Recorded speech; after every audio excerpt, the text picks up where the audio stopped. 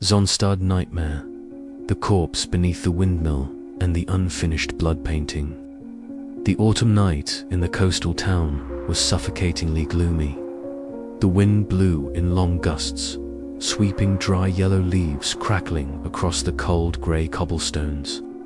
On the northern hill, an old windmill, long abandoned, turned slowly in the wind as if groaning, shrieking in strange drawn-out beats, dragging with it the dry metallic snap of joints like bones clashing together. Beneath the windmill, a group of teenagers dared each other to go inside that spinning stone tomb to film a video. Nervous laughter mixed with fear echoed through the hollow space, then suddenly died when one of them caught a whiff of a sweet, metallic rot, different from the usual musty scent of rotted wood and weeds. The heavy, rusted iron door creaked open, its screech like metal crying. The flashlight beams swept over dust and cobwebs, then stopped on something that froze the whole group like statues. A large oil painting, hanging in the pitch-black mill chamber. On the dark canvas, a faceless woman with long black hair down to her chest, her arms stretched as if nailed to a windmill blade, painted over a garish red background like thin blood. In the corner, scrawled words like cuts from a knife. The blades turn, the sun does not rise. Just below the painting, in the damp, cold darkness, the flashlight brushed across something that made every kid choke on their breath. A real human body, female, fixed to the windmill shaft, her arm and leg joints grotesquely bent, her mouth stuffed with moldy dried sunflowers, her face skinned bare, only pale, exposed muscles gleaming in the dim light.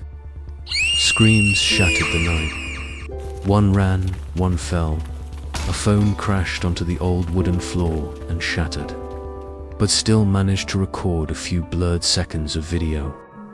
Half an hour later, police sealed off the entire area. The abandoned windmill, once just a spot of ghostly rumors among local teens, had now become the scene of a brutal murder. The forensic specialist crouched over the body, shaking his head grimly. Multiple traumas, but not the main cause. The victim was drained of blood almost entirely before death. The news spread like wildfire. The gentle little townspeople were thrown into deep panic. Someone whispered among the crowd, once again. Exactly 30 years ago, another girl in this very windmill, with the same words written in blood on the wall. The blades turn, the sun does not rise. Darkness seemed only the absence of light, yet tonight it felt like a breathing entity, quietly covering the entire town. A question hovered in the skin-cutting cold air. Who staged this demonic scene? And is this the beginning of a nightmare repeating, or the continuation of a plot that never ended? In the early morning, drizzle hung like a thin curtain, glittering on the glass of the harsh square police headquarters of Zaanstad. Above, cold grey windows reflected a heavy leaden sky, like the very weight of the case pressing on everyone's chest. In the oval briefing room, where harsh white neon reflected off metal walls, a woman stood with her back against the caseboard, her eyes cutting through every layer of assumption. Inspector Lieke van Hout, 42, cold, precise, letting no emotion slip into judgment. But behind that steel shell lay something deeply human, a fracture deep in memory, a crack she always kept locked.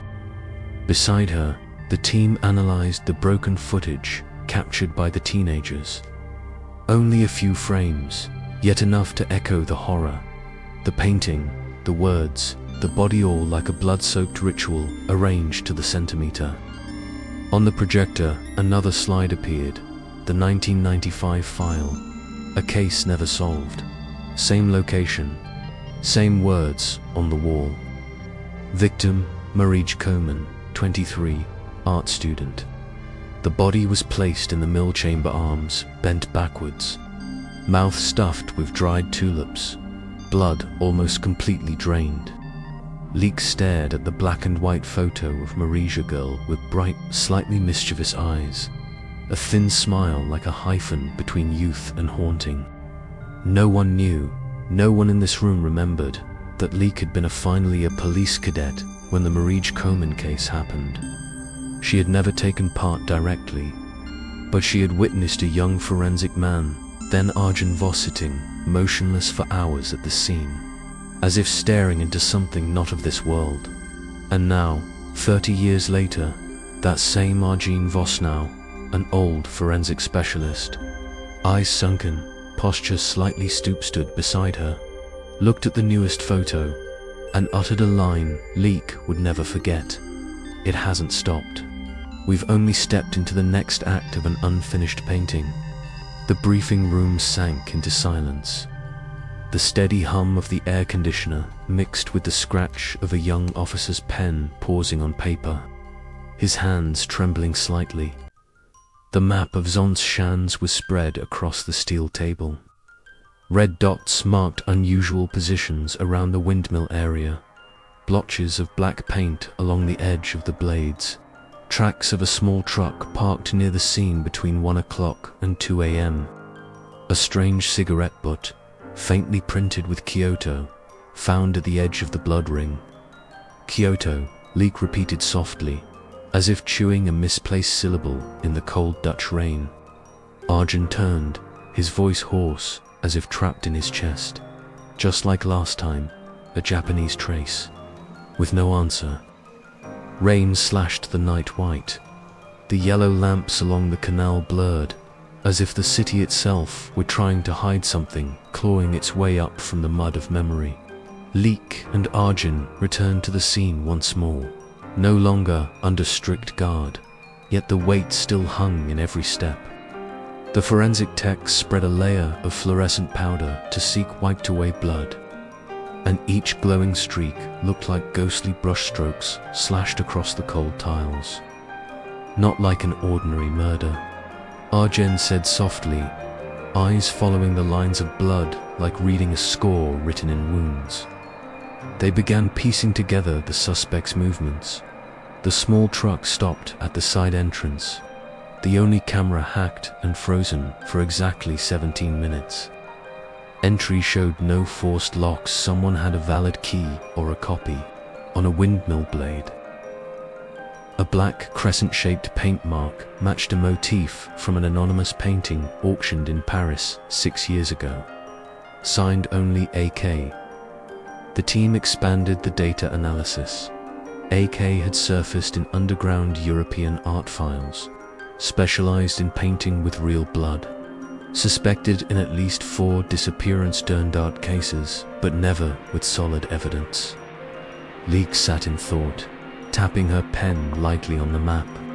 The name AK kept echoing in her head like the turning of an invisible windmill. She looked at the writing on the wall of this case. The blades turn. The sun does not rise, and from 1995, the sun does not rise when the blades turn. The same motif, reversed, like an unfinished riddle. He's not just killing, he's writing a story in flesh. Lieke spoke. Her voice wasn't loud, but the entire team stopped. The tech specialist reported a new finding. The Kyoto cigarette butt carried DNA from at least 3 different people, a male, a female, and one of undetermined gender. That meant this wasn't a lone killer. At least 3. The deeper the investigation went, the more tangled everything became. An anonymous call reached the police tip line, delivering only one line in Old Dutch. "Souls whose blood has not dried will not rest while the millstones turn." An untraceable email was sent directly to Lieke's personal inbox, attached with a piano excerpt Nocturne Up. 9 no, 2 no message, no return address.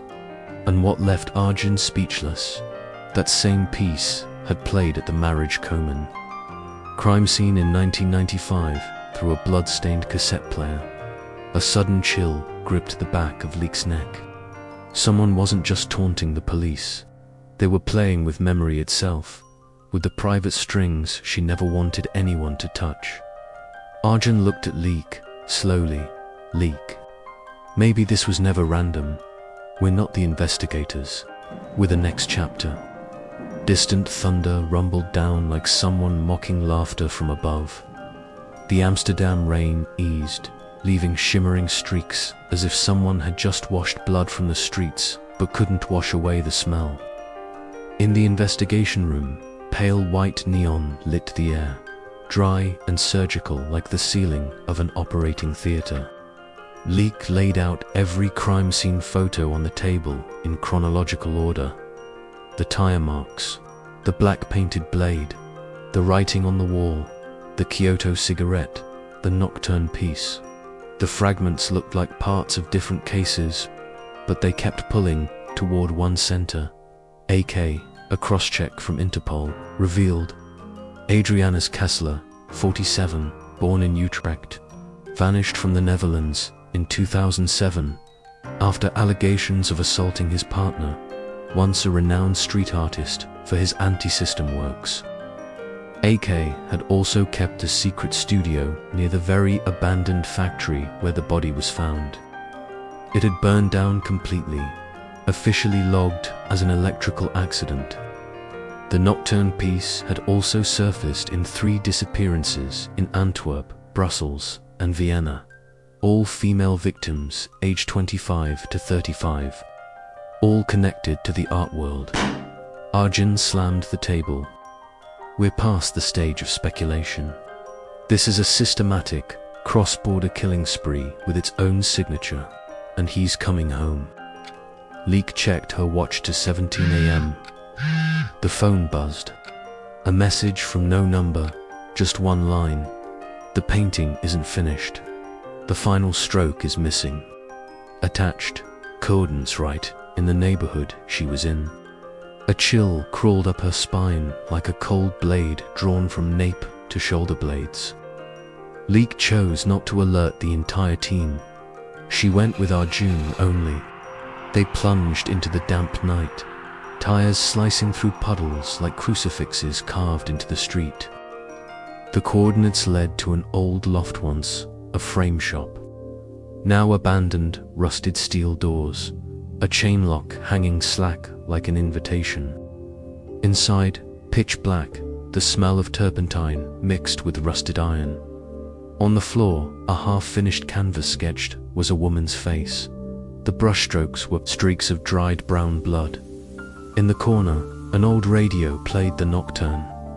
Cold, clear, but warped, each note cracking like lungs breaking apart. Arjun swept the flashlight. Lieke, look. From beneath a tarp, a pale hand stuck out. A new victim. When they lifted it, Lieke froze. The woman wasn't a stranger, it was Julia van den Berg, a former colleague who had investigated the Marietje Komen case with her in 1995, and the last person who knew the overlap between the cases. A faint metallic click behind them. Arjun turned. In the flashlight's beam, a hooded figure wearing a half-white mask stood still as stone, holding a long palette knife. You've arrived right on cue, the voice rasped, deep, neither male nor female, echoing like from inside a mill shaft. The piece needs witnesses to be complete. A mechanical screech from above. The old windmill blades groaned and began to turn slowly. The wind sliced through the darkness like a scalpel cutting cold flesh. Lieke gestured to step back, but the steel door behind them slammed shut, the lock turning on its own. No way back, no time left. The loft turned pitch black, like the stomach of some ancient beast, swallowing the rain and their pounding hearts whole. Lieke and Arjun stood back to back, guns drawn, every muscle strung tight like a violin string about to snap. The masked figure crept forward, each heel tapping the rotted wood like coffin knocks. The long palette knife caught the only remaining glint of light in the room. Julia found the final piece. His voice echoed, heavy, falling through hollow layers of metal. She knew about the Utrecht project, about the paintings erased from museum records. She knew about my father. Lieke froze. Utrecht, the name had surfaced in an art corruption case 20 years ago, tied to covering up dozens of off-record works by painters linked to the old regime. In those files was the name Adrianus Kessler, not a suspect, but a witness who testified about a forgery ring, then suddenly disappeared. You're Kessler's son. Lieke lowered her voice, steadying her breath. Not just his son, the last living proof, he sneered, his laugh dry and cold as a razor. My father didn't vanish on his own. He was forced, imprisoned, tortured, erased from history by the very people sitting in power today. And it all started with Marie Komen. Arjen clenched his teeth. She was a victim, not a killer. He shook his head, the mask knocking against the hood with a hollow clack. She wasn't innocent. Marie was the last woman to see my father alive. The painting "The Mill Turns, the Sun Does Not Rise" was his death sentence. She hid a code in every layer of paint, the name of the traitor, the name of the one who fed him to the fire. My father knew. He tried to overturn it. And then, a fire, a curse, a woman burned to ash. The whole city believed it was the end, but no, it was the beginning. Lieke felt cold sweat run down her spine, mixing with the tang of iron and oil, bitter on her tongue. The victims, how are they connected? He stepped closer, the palette knife now hovering like a brush ready to slash across living canvas. They are the keepers of secrets, the pawns, the bought witnesses. They chose silence in exchange for safety. And art, true art, demands purification. Their blood is the only color real enough. Julia lay there, eyes wide as if trying to send one last message. On her wrist, Lieke suddenly saw a smear of ink, not blood, but an unfinished mark. A spiral, a diagonal stroke. She remembered, in the Marie Komen file there was a similar mark, once dismissed as meaningless. Arjen glanced at Lieke, gave a subtle nod, just once, very slight, but enough for both to understand. Something didn't fit. His words burned with hatred, but riddled with gaps. The crimes might be his, but the story of Adrianus Kessler might not be the original truth. Someone fed him this story, sculpted it into a weapon. And if that were true, he too was just a pawn on strings. A paintbrush dipped in human blood, in a much larger painting. A click rang out. Not from the knife, not from the floor, from the ceiling. A small light switched on. In a flash, Lieke realized, this loft wasn't just an abandoned studio. It was built as a set. Tiny cameras hidden in corners, lights aimed at every corpse position, every blood streak, every desperate eye. Oh God, Arjen muttered. We're standing in an exhibition. He turned, tilted his face upward, arms spread wide like an artist proud before a nearly finished masterpiece. You see now, we're not just investigators and criminal. We are part of a performance, and the ending needs an audience. In that moment, Lieke no longer saw him as the mastermind, but as a blood-stained puppet pulled by strings between art, power, and madness, and the real audience could be out there, watching live, savoring every second.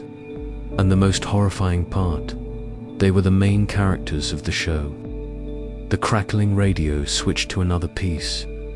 No more Chopin, an electronic sound, distorted, looping with each beat, like the heart of someone about to stop. He, the masked man, laughed, but it was broken, like someone laughing through tears, shredding vocal cords. My audience is ready. The finale needs fresh blood. From somewhere came a click. Not from him, Not from Lieke, not from Arjun. A mechanical sound, steady, each notch like a timer unlocking some hidden mechanism. Lieke glanced around. 4 walls covered in white canvas. Above, steel bars shifted, releasing from ceiling slits small tubes. A drop of deep red fell blood, not fresh, not old, but preserved. Arjun stepped back slightly, tilting his head. This isn't an exhibition. This is a death installation. He spun around, the eyes behind the mask starting to tremble, shake as if even he didn't know about this. No, I prepared everything. I controlled every stroke. Who has? From the ceiling, a tiny speaker crackled. An old man's voice, raspy but sharp, echoed through the room like a cold blade scraping wood. Adrianus Kessler welcomes you to the finale. Lieke felt every muscle tighten as if shocked. Arjun's eyes widened, finger tightening on the trigger, but not firing. He, the masked man, dropped to his knees, muttering, "Father." The voice on the speaker laughed, not with joy, but like a wall collapsing, crushing hope and faith alike. "Son, you thought they killed me. No, I chose to vanish. I sold my death to buy back my freedom, and now you are my final brushstroke." Cameras all over the room switched on, red LEDs blinking. The white canvases began to change color, not from painting, but from beneath. Old blood surfacing into shape. The faces of each victim, every hidden gaze. Together they formed a massive portrait covering all 4 walls. A portrait of Adrianus Kessler, painted in human blood. He, the son, collapsed fully, hands shaking, the palette knife clattering to the floor. "Father, I killed for you, I thought. I was absolving your death." The speaker's voice turned steel cold. "Absolution. You merely painted along the sketch I gave you.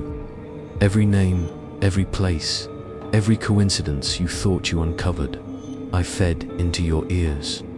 You are no artist. You are merely a stroke of color in the hand of a true master." Lieke clenched her fists, heart racing. Everything flipped.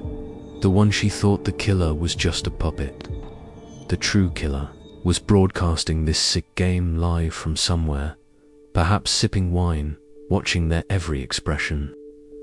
Arjun leaned close to Lieke, speaking through clenched teeth. "He's in the system.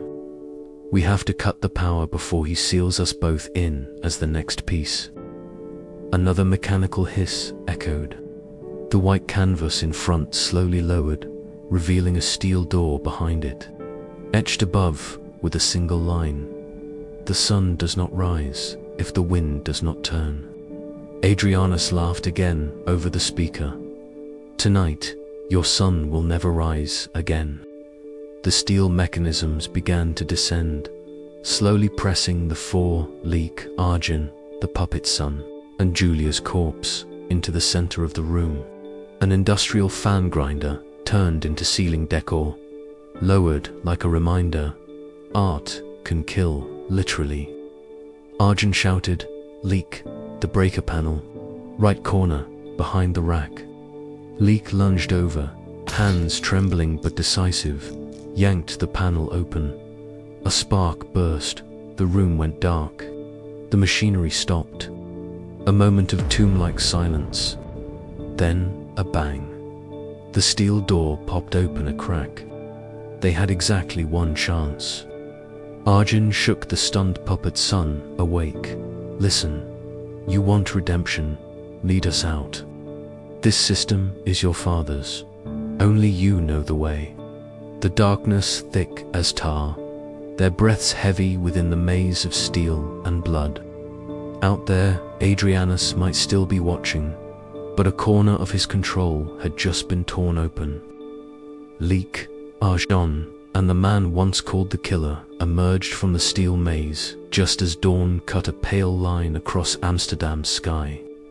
That first light looked like the light of a corpse under a forensic lamp, cold, harsh, utterly devoid of warmth.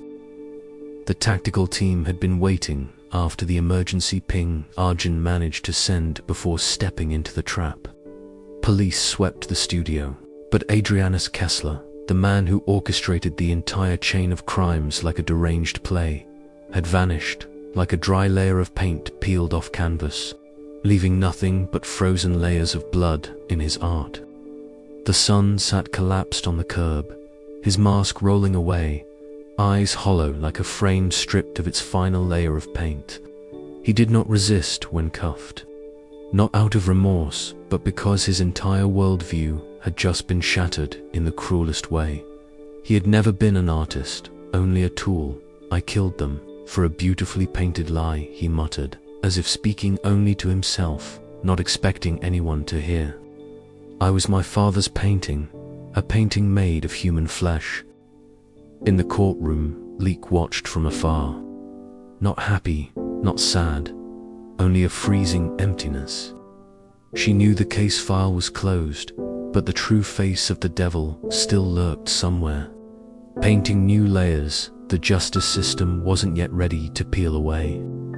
Arjun tapped her shoulder gently as they left the courthouse. "The night's been long, Lieke, but at least some souls can rest now." She looked up at the sky, an ashen grey, where the sun barely pushed through the clouds like a bleeding eye. "Rest isn't enough," she whispered, her voice blending with the wind. "We are not allowed to forget, because it was silence that raised this crime." In Amsterdam's cold wind, an old windmill on the outskirts turned once, screeching like the dying breath of an era-long dead, but still cloying to move. The story didn't end in glorious victory, but in a smoldering scar, a reminder. Justice may come, but darkness never disappears. It simply finds another canvas to paint itself anew. You think you're looking at a painting, but sometimes the painting is looking back at you. Share this story so no lie will ever be painted into truth again.